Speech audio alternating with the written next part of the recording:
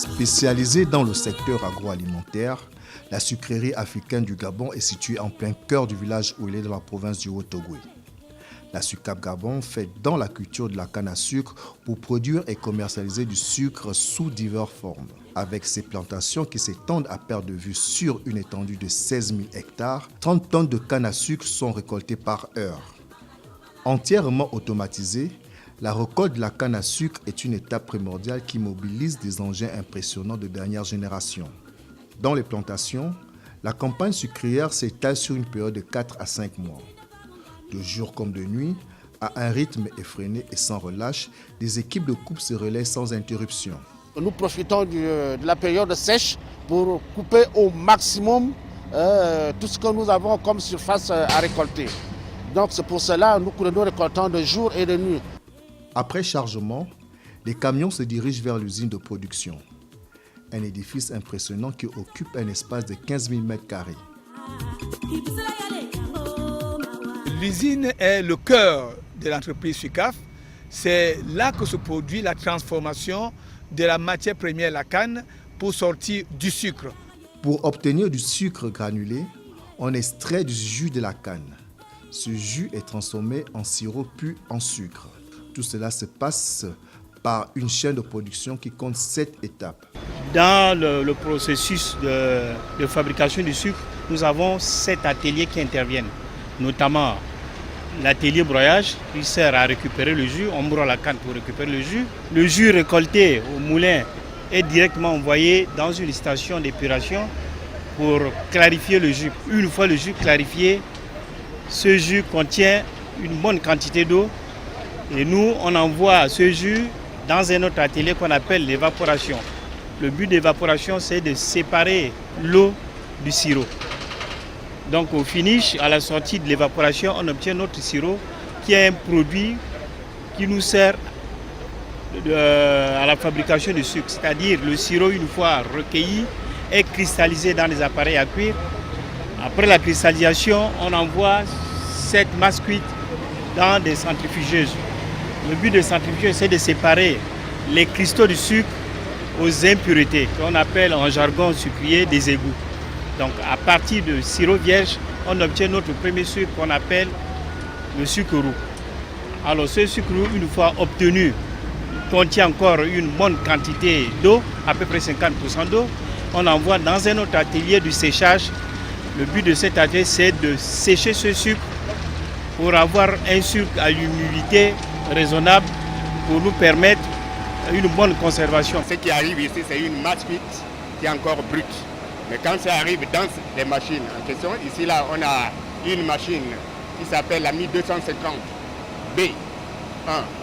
Donc son rôle, c'est de transformer la masse cuite en cristaux. On forme le sucre, et celui-là, c'est encore un sucre brut. C'est un bon sucre qui n'a pas de produit. Lorsque nous recevons ce sucre, nous en sachons, et ce sucre passe par la balance, que ce sucre nous en sachons soit en plusieurs qualités, sucre en premium, une qualité qui va de 30 de coloration avec 0,01 d'humidité. Et nous avons un autre sucre qui est le type top, que nous avons avec une coloration supérieure à 30, inférieure à 45. Au sortir de l'usine de fabrication, le sucre granulé se présente sous 2 formes de coloration distinctes, le sucre roux et le sucre blanc. Quelle est la spécificité de chacun d'eux? La différence entre le sucre roux et le sucre blanc, c'est la couleur. Donc, bien évidemment, le sucre roux, il est d'aspect foncé et le sucre blanc, il est effectivement blanc, n'est-ce pas? Et les autres aspects, paramètres qui permettent de différencier de manière sensible le sucre roux du sucre blanc, c'est l'apport nutritionnel. Dans le sucre blanc, il y a certains éléments effectivement qui ont été ôtés, n'est-ce pas, dans le sucre blanc. Par contre, qu'on retrouve bien évidemment dans le sucre roux, notamment des sels minéraux, des acides aminés, des vitamines, n'est-ce pas, et que nous ne retrouvons plus malheureusement effectivement en quantité suffisante pour l'organisme dans le sucre blanc produit fini. Après le séchage et l'enséchage, qui est la dernière étape du chemin dans l'usine, le sucre est mis dans des sacs de 50 kg. Il rentre dans le processus de conditionnement où on obtiendra du sucre en morceaux et du sucre granulé en sachet. Ici, vous êtes dans l'atelier de conditionnement de SOCAF, l'agglomérerie. Donc c'est ici que nous faisons de l'emballage, du paquetage et de l'ensachage du sucre produit à l'usine. Maillon fort de la production, le conditionnement est un circuit très dynamique. Ici, 75 tonnes de sucre roux et blanc sont en partie mis en morceaux, puis en paquets, tandis qu'une autre partie est mise en sachet. Un paquet de sucre de 1 kg compte 168 morceaux de sucre. Des habiles mains féminines se chargent avec dextérité de finaliser le travail. S'il y a les paquets de sucre qui viennent à demi, on les enlève et après on les range. S'il y a un paquet qui vient, par exemple, s'il y a un morceau qui manque, on complète le morceau. Pour des raisons de conformité et d'exigence des normes, les échantillons sont analysés et testés en laboratoire. Il faut minutieusement s'assurer que le sucre soit de bonne qualité. Suivant les analyses que l'on analyse comme Brix, qui est la concentration bien précise du saccharose dans du sucre, et la pureté également qui est déterminée par calcul, bien évidemment à partir du pôle, la polarisation et du Brix. La pureté de ces analyses nous donne les caractéristiques des différents produits. Parce que dans le roux, nutritionnellement, il a des apports. On voit par là même des vitamines, la vitamine B, les vitamines A, on en trouve. Parce que le sucre A, il contient, du moins le sucre roux, il contient encore tous les éléments nutritionnels que l'on retrouve au niveau de la canne. Donc ce sucre, il n'a pas subi de modification ou encore de transformation chimique. Donc lui, il contient tous les éléments, on va dire, nutritionnels nutritifs pour l'organisme. Né de la privatisation de la société sucrière du Haut-Ogooué en 1998, SUCAF Gabon a intégré la société de management et de développement des industries alimentaires et agricoles en 2010, ce qui lui vaut le prestigieux label Princesse Tati. Le groupe Somdia a développé, indépendamment des aspects financiers, qui met à notre disposition pour nous accompagner puis en période, je dirais, de crise. Il développe un savoir-faire, il dispose d'une expertise qu'il met à notre disposition. Le sucre, une fois produit, est commercialisé sous la marque Princesse Tati, qui est une marque que le groupe a déposée et qui est la seule marque panafricaine dans le sucre et qui permet de mettre en avant la qualité, les efforts qui sont faits par le groupe à travers l'exploitation d'une matière première locale. L'apport du groupe est essentiel, tout comme l'apport des autorités qui aujourd'hui nous accompagnent dans un process de réflexion pour trouver des solutions à la crise actuelle et surtout pouvoir nous tourner vers l'avenir et notamment envisager le développement de la production pour répondre au marché, à savoir passer de 24-25 000 tonnes à 40 000 tonnes de production.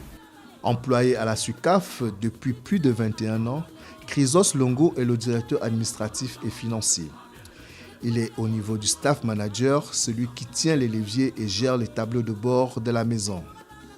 De 1999 à aujourd'hui, la société a connu donc de fortunes diverses, mais ce que l'on peut retenir, c'est qu'elle a positivement évolué.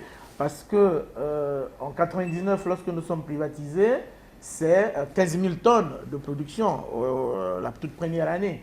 Aujourd'hui, SUCAF fait des productions moyennes de 25 000 tonnes en fonction des années. En termes d'investissement, SUCAF Gabon a tenu son pari puisque dans le cadre des accords avec le pouvoir public, il fallait investir dans les 5 années qui suivaient un peu plus de 30 milliards.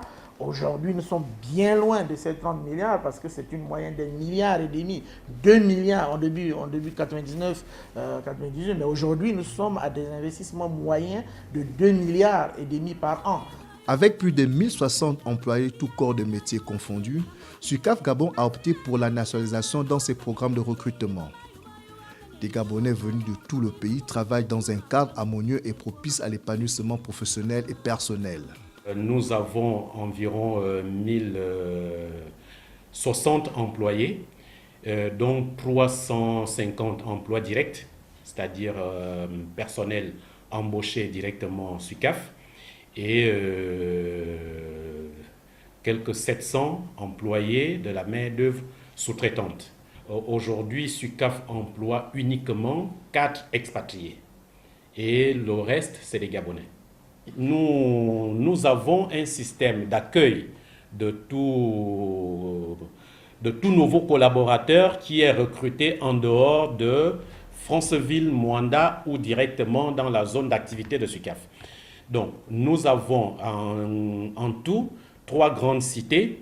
Donc, une cité des cadres qui aujourd'hui a 60 logements, une cité d'agents de maîtrise qui a approximativement 37 logements et une cité ouvrière qui a approximativement 350 logements. Comme toute entreprise citoyenne, SUCAF Gabon s'implique dans le développement local à travers des activités génératrices de revenus au bénéfice des autochtones par la Fondation SUCAF Gabon. Nous avons mis en place une politique de développement local qui consiste à assister les populations dans tout ce qui est développement des AGR, activités génératrices de revenus. La Fondation SUCAF est là justement pour s'occuper des populations aussi. Donc dans ce sens qu'elle soutient tout ce qui est appel à projet. Nous avons ici une association Omouyi qui a installé des moulins qui est financé aussi par la Fondation SUCAF. Nous revenons sur notre produit. Le sucre est prêt pour la commercialisation et la consommation. Des milliers de cartons et de sacs contenant du sucre sont rangés et stockés dans ce vaste et impressionnant magasin. Mon rôle consiste au quotidien à gérer tout ce qui est entrée produit de conditionnement en 50 kg ou produit de 1 kg. Et par la suite de charger ce sucre-là pour qu'il puisse être évacué au niveau de Libreville ou dans les grandes surfaces. Avant les expéditions, les dernières vérifications minutieuses sont faites dans la zone de chargement. Une équipe de manutentionnaires s'active pour charger les conteneurs. Pendant les chargements, on suit les consignes d'empotage. Donc, sur ces consignes d'empotage, on a des nombres de conteneurs à charger dans la semaine, en granulés et en morceaux et en sac de 50 kg. Une fois chargés, les camions prennent la direction de l'ensemble du territoire national, principalement à Libreville, qui fait 65% de la demande. Après déchargement à l'entrepôt, le sucre entre dans un circuit de distribution centré sur la proximité. Un choix de politique commerciale qui permet de ravitailler les surfaces de vente, quelle que soit leur taille et leur emplacement. Nous avons déjà des sacs de 50 kg qui sont destinés le plus souvent aux industriels parce que c'est des plus gros volumes de sacs que les industriels utilisent pour la fabrication de leurs boissons ou de leur lait. Et nous avons aussi tout ce qui est en rapport avec les produits dits ménagers, avec une gamme très variée de sucres morceaux, 1 kg avec des sucres en sachet d'oil-pack bouchon verseur ou avec des sucres de sachet 1 kg et d'autres types de conditionnement qui sont destinés à des circuits particuliers. Donc nous avons des produits qui sont destinés à des canaux de distribution tout à fait particuliers. Vous retrouvez notamment nos produits dans les rayons très modernes, comme par exemple les supermarchés qui est dans la place hyper moderne. Et ça va de tous les magasins très modernes à des magasins traditionnels et de proximité. Le marché gabonais, à l'instar d'autres marchés sur lesquels le groupe Samdia opère, elle est beaucoup plus portée vers le sucre blanc. Bon, je pense que c'est par habitude de consommation. Je pense aussi elle a aussi été influencée par la distribution. Parce qu'aujourd'hui, le Gabonais au fin fond du Gabon, bien évidemment, il consommait ce qui arrivait vers lui. Mais au fur et à mesure, bien évidemment, on commence à voir, bien évidemment, on a une niche de consommateurs qui consomment du sucre roux, des personnes qui connaissent bien évidemment ce qu'elle apporte, bien évidemment, au corps humain. Et sur à peu près les 35 000 tonnes que nous vendons à peu près par an, qui constituent la demande du marché, nous avons à peu près 2 à 3 000 tonnes de ce sucre-là qui est consommé par les Gabonais. Aujourd'hui, nous faisons un effort aujourd'hui pour expliquer aux consommateurs gabonais les bienfaits du sucre roux, qu'aujourd'hui, il ne faut pas qu'ils le voient comme un sucre dit un sucre sale, mais c'est un sucre bien évidemment qui fait partie bien évidemment dans le process de production comme les premiers jets de production. Donc c'est un produit qui est purement naturel, c'est un produit qui est rempli de tous les éléments, les apports nutritifs nécessaires au corps humain, et donc nous incitons les consommateurs bien évidemment à pouvoir en consommer. Donc nous allons mener bien évidemment des campagnes de sensibilisation, des campagnes d'information, des campagnes de promotion à l'endroit des consommateurs gabonais pour qu'ils commencent bien évidemment à s'habituer, qu'il n'y ait plus ce stéréotype sur une méconnaissance aujourd'hui du sucre roux, mais que le Gabonais sache aujourd'hui que le sucre roux il est bon pour la santé et qu'il apporte autant de valeur nutritive que tout autre produit qui a des sels minéraux, des vitamines et de la saccharose bien évidemment à l'intérieur. Présent dans la quasi-totalité des aliments consommés quotidiennement, le sucre est un produit indispensable. Sa disponibilité soulage les consommateurs. J'ai acheté du sucre pour faire quelques pâtisseries, les enfants ils aiment ça. L'offre permanente et ininterrompue des gammes de produits de Sucaf Gabon favorise des prix à la portée de toutes les bourses. Pour les commerçants, la vente du sucre draine toujours de la clientèle, ce au grand bonheur de la tenue de leur caisse. Bon, le sucre, c'est l'un des produits principaux dans la vente. Il ne doit pas manquer dans un magasin parce qu'on le vend pratiquement tous les jours. Au centre de la table, lors du petit déjeuner, le sucre est l'aliment qui donne une douce saveur qui ravive les papilles gustatives. La consommation du sucre est une histoire d'amour sans fin qui embarque grands et petits, hommes et femmes, dans un univers doux et raffiné.